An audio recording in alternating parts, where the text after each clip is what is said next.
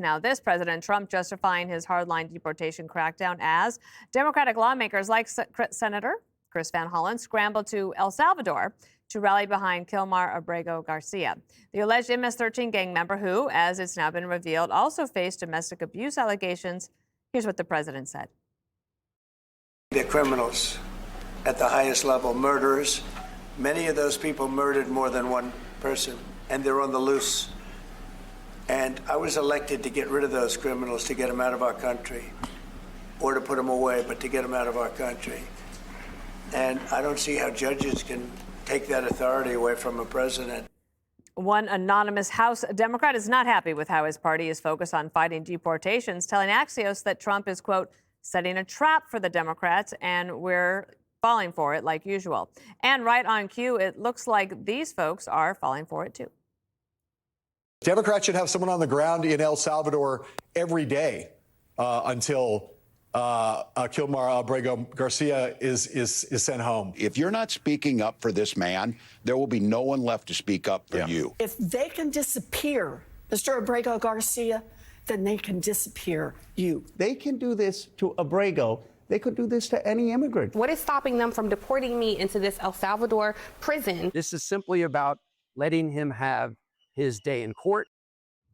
Greg, the strategy of ready, fire, aim strikes the Democrats again on this. Yes. How do you think Van Hollen felt sitting on the plane, you know, heading to El Salvador as the news comes out about this father of the year?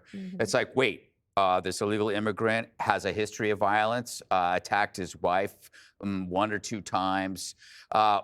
Is it too late to turn around? Can we do an emergency? I have a medical emergency. He should have faked a medical emergency and landed in Miami.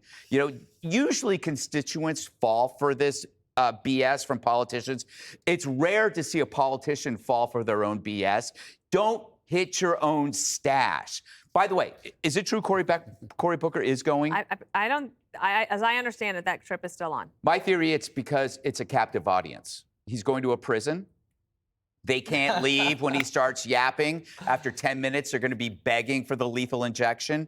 But the Democrats keep egging each other on to participate in actions that only damage their credibility and their careers and their future. Remember, it's the Dems who told people to take to the streets, get in their faces, bring the fight to the people, while also telling them that their enemy is a Nazi or a Hitler. Van Hollen took the bait. Now I think he's a dead fish. Who can take him seriously after this? You know, you're chasing a wife beater, you know, like it's a climax of Love Actually. This Maryland dad is yet another like daily special that they serve up to the gullible who are incapable of telling truth from fiction. This situation will stick with them. But do you ever, think about people who aren't a politician. Like, do you think anybody's going to hire a Colombian student who tore down posters of hostages? So they were fed a lot of propaganda, and they're going to pay for it. People vandalizing cars. People going to hire that guy. They're going to know his name. He was filmed. And now you got Van Hollen, who looks like a complete tool. This stuff sticks with you when you fall for this crap. Jesse, yesterday I was like, maybe he didn't really think this through, but apparently they thought it through, and they are doubling down on it. Well, we have a rule on primetime. We have to have some Democrats on the staff, and we have to have some feminists. Because if I just have people that just say, yes, Jesse, I'll get fired. You have to have a line that you can't cross, and I blame his staff. They have dumb staff. You have to rely on staff to tell you, turn the plane around.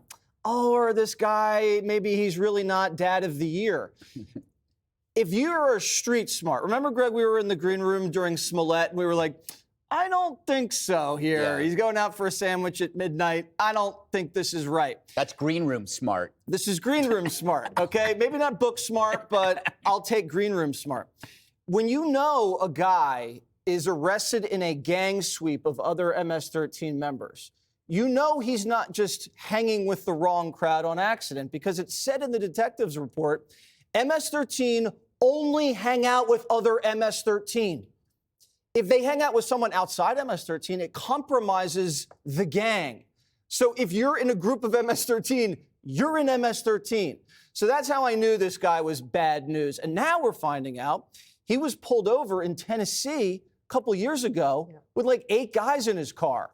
And he told the cop, oh, yeah, we're going to a job. I'm just taking him from Texas to Maryland. He's an obvious human trafficker. And he wasn't arrested then because guess what? Biden didn't do anything back then. If you are going to talk about the rule of law and due process, you have to have a victim that is pure. You can't have a Floyd. You can't have a Smollett. You can't have a Garcia.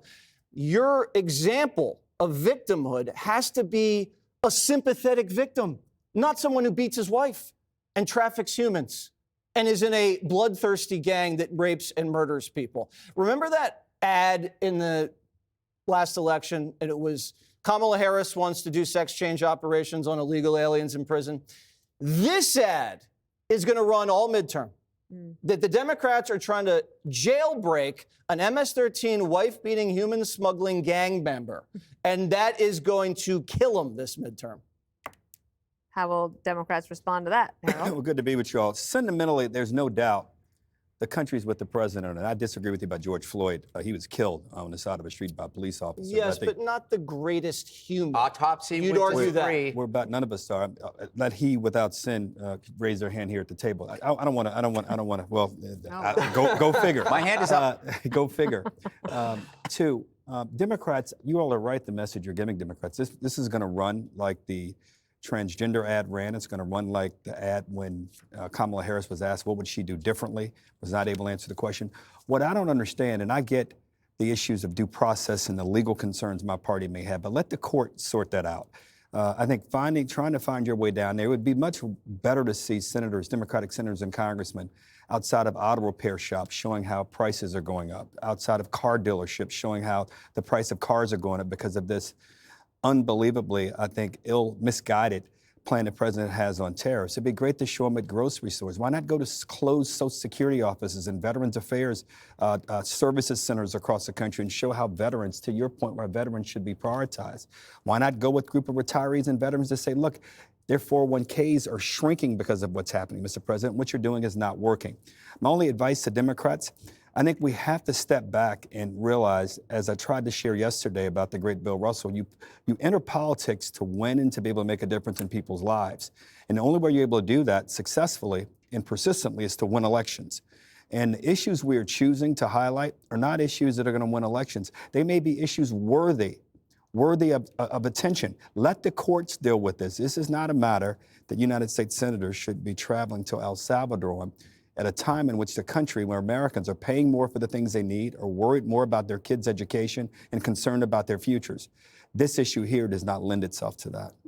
I wanted to mention that, so Senator Van Hollen, he gets there. He doesn't get to see Garcia. He basically goes on a sightseeing expedition to El Salvador for 24 hours. But I think it might be better for him in the long run, because if the pictures were of him coddling and trying to make feel better a MS-13 gang member, alleged, whatever, proven, that might have been worse for him in the long run. Hey, Sean Hannity here. Hey, click here to subscribe to Fox News YouTube page and catch our hottest interviews and most compelling analysis. You will not get it anywhere else.